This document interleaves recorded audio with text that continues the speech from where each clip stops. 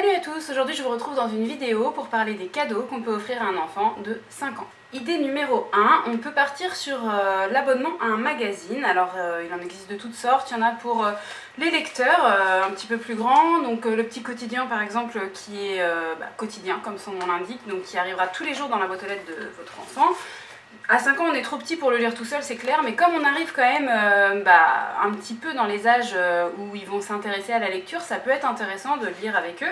Et puis sinon, il y a tout un tas de magazines mensuels. Là, je vous montre Toboggan, c'est à partir de 6 ans, mais il en existe pour les plus jeunes. Ou sinon, vous pouvez viser quand même du 6 ans, même si votre enfant a 5 ans, parce que c'est en général quand même adapté.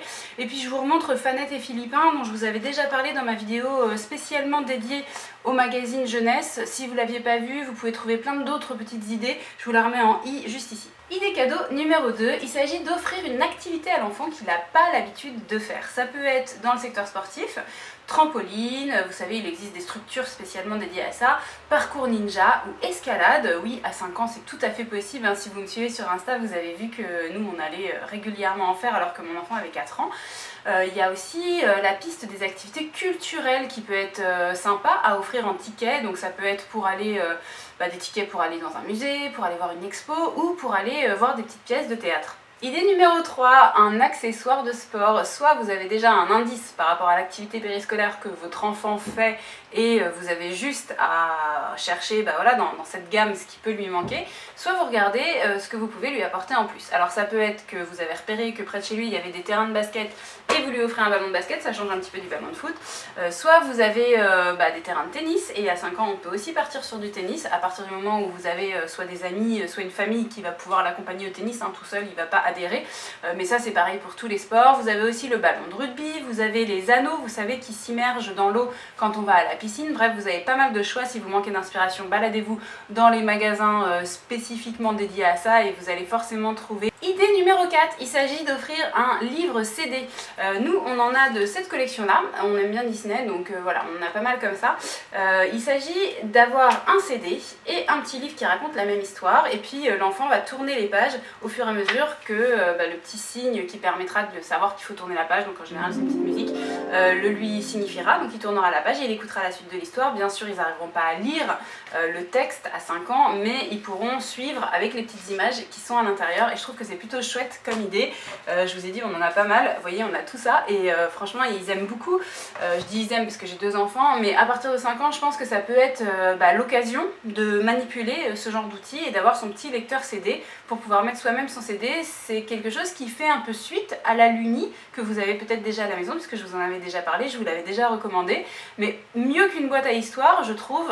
Ce petit support là a aussi le support papier qui emmène vers la lecture, et vous savez que du coup à 5 ans on est dans cette bascule là.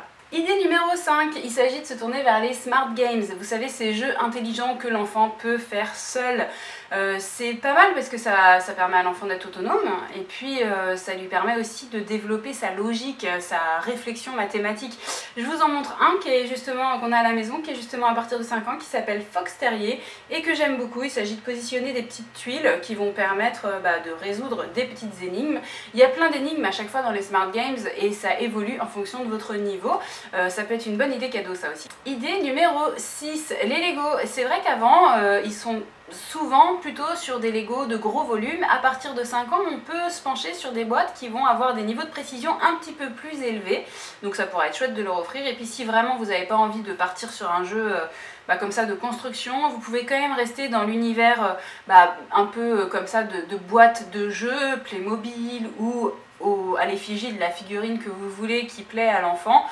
Dans les jeux comme ça d'univers, de créativité, il y a quand même pas mal de choix et ça marche forcément à tous les coups, ça reste un classique. Et on termine par ma 7e et dernière idée. Regardez du côté des boîtes de sable image qui consiste à créer un petit tableau en sable.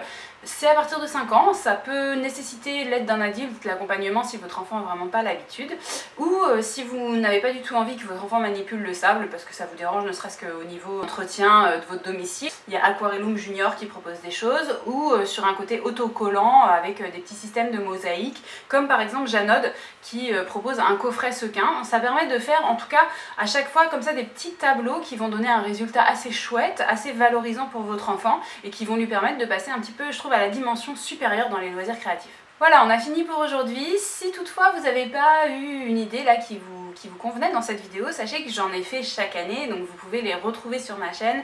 Et parfois il y avait des bonnes idées qui sont toujours valables là pour 5 ans, mais que j'ai pas forcément eu envie de redévelopper, hein, vous comprenez, pour pas faire redondance. Sachez aussi, je fais quand même une petite parenthèse, que mes idées sont valables autant pour filles et pour garçons. Je suis vraiment pour le fait qu'on fasse attention à ne pas rentrer dans les stéréotypes de genre.